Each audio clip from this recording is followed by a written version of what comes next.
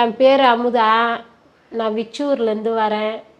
இது மாதிரி எனக்கு வந்து சொரியாஸ் வந்து 1 வருஷ காலமாக இருந்தது.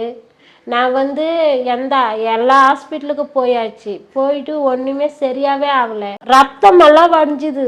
ரத்தம் வடிஞ்சுது. எனக்கே வந்து கால் ஊனம்.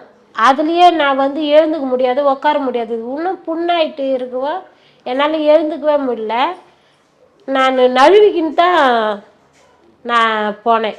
என்னைய தூக்கி விட்டாங்க, உட்கார வச்சாங்க. என்னால் கையும் ரத்தம் வரும், கால்லேயும் ரத்தம் வரும். டிவியில் இப்போ விளம்பரத்தை பார்த்துட்டு அப்புறமா இங்கே வந்தேன்.